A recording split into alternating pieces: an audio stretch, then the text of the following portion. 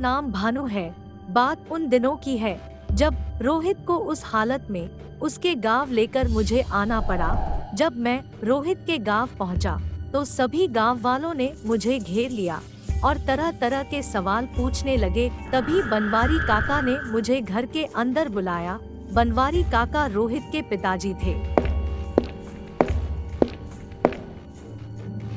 बोलो बेटा भानु, ये सब कैसे हुआ, बताओ मुझे।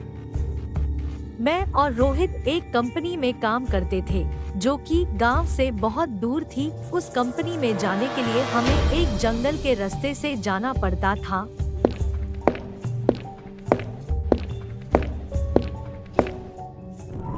कुछ दिन से रोहित मेरे साथ नहीं आ रहा था। मेरे पूछने पर रोहित ने मुझे बताया। अब तुम्हें क्या बताऊं भानु, मुझे किसी लड़की से प्यार हो गया है। अरे वाह रोहित, लेकिन बता तो सही भाई, कौन है वो? मैं जिस रास्ते से जाता हूँ उस रास्ते पर घर है उसका। मुझे आते जाते वो रोज़ देखा करती थी और एक दिन मैंने उससे पूछ लिया, क्या नाम है तुम्हारा? मेरा नाम रूपा है, और तुम्हारा क्या नाम है? मेरा नाम रोहित है रूपा। तुम बहुत ही सुंदर हो रूपा, क्या मैं तुम्हें पसंद हूँ? हाँ सच में, तुम मुझे बहुत अच्छे लगते हो रोहित। फिर कुछ दिनों बाद मेरी वहाँ से दूसरी कंपनी में बदली हो गई, लेकिन मेरा हर दिन रोहित से फोन पर बोलना होता था। एक दिन मुझे रोहित का फोन आया और मुझे बोला कि तू जल्दी आजा, मुझे आज उस लड़की से शादी करनी है। फिर मैं रोहित के घर गया। क्या रोहित, इतना जल्दी शादी का निर्णय? घर वालों को भी नहीं बुला रहा, क्या बात है? देख भानु, मैं जिस लड़की से शादी करने वाला हूँ उसका यह बोलना है कि हम शादी में किसी को भी नहीं बुलाएंगे, बल्कि सब लोगों को शादी के बाद ही हम बताएंगे हमारे बारे में। अच्छा ठीक है, जरा मुझे दिखा तो सही जिसने हमारे रोहित को शादी से पहले ही अपने वश में कर लिया है। अरे नहीं भानु, उसका बोलना है वो शादी से पहले किसी के सामने नहीं आएगी। और हाँ, मैंने तेरे बारे में भी उसे नहीं बताया है। वो तो तू मेरा एक सच्चा दोस्त है, इसलिए तुझे यहाँ पे छिपकर बुला लिया मैंने, याद रखना। अच्छा भाई ठीक है, तो हम तो छुप कर ही देख लेंगे। और हाँ, किसी चीज़ की ज़रूरत हुई तो फ़ोन कर लेना मुझे।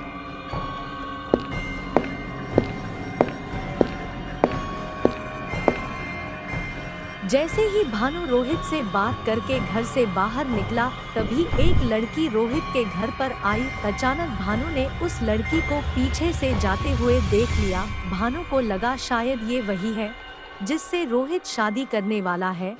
फिर भानु छुपकर उसको देखने लगा। जब भानु ने एक खिड़की के सामने आईने में उसको देखा तो भानु के पैरों तले जमीन खिसक गई, क्योंकि वो कोई लड़की नहीं बल्कि एक चुड़ैल थी। भानु ने बिना वक्त गवाए वहां से भागना उचित समझा।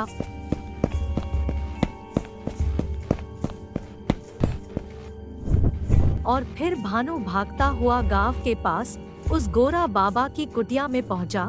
वहां जाकर भानु ने रोहित को बहुत फोन किए, लेकिन रोहित ने भानु के फोन का कोई जवाब नहीं दिया। फिर भानु ने सारी बात उस गोरा बाबा को बताई। देखो भानु, तुम्हें मैं ये त्रिशूल देता हूँ। ये त्रिशूल तुझे उस चुड़ैल को मारना होगा, लेकिन शादी से पहले अगर उस चुड़ैल ने रोहित के साथ शादी कर ली तो हम उस चुड़ैल को नहीं मार सकेंगे। इसका तुम ख्याल रखो। ठीक है गोरा बाबा, आप जैसा कहें मैं वैसा ही करूँगा। और हाँ भानु, ये पानी का कमंडल लो। अगर कोई और मुसीबत तुम्हारे सामने आए तो उस समय ये कमंडल तुम्हारी सहायता करेगा। और हाँ, अब यहाँ से जल्दी जाओ, कहीं हमें पहुँचने में कोई देर ना हो जाए। फिर गोरा बाबा के कहने पर मैं वहाँ से निकल गया और वहाँ पहुँचा जहाँ वो चुड़ैल रोहित से शादी करने वाली थी।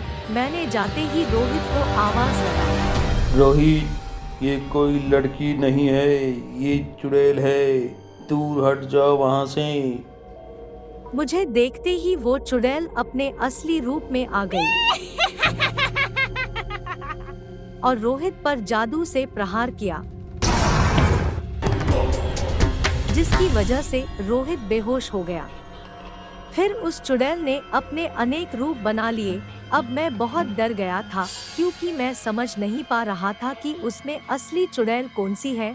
अचानक मुझे गोरा बाबा की बात याद आई। गोरा बाबा ने मुझे एक कमंडल दिया था और कहा था कि अगर कोई दूसरी मुसीबत आए तो ये पानी उस पर फेंक देना।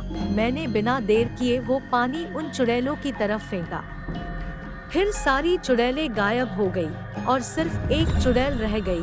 फिर वो चुड़ैल बोली, लगता है रोहित से पहले तेरी बलि देनी होगी।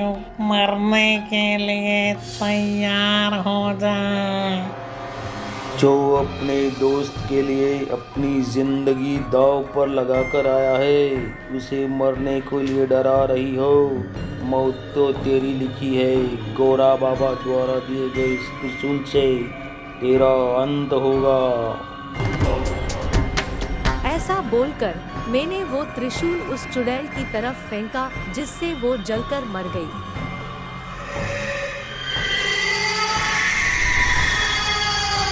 वाह बेटा भानु, तेरे जैसे दोस्त नसीब वालों को मिलते हैं। जाओ बेटा भानु, खुश रहो और वक्त मिले तो आते रहना।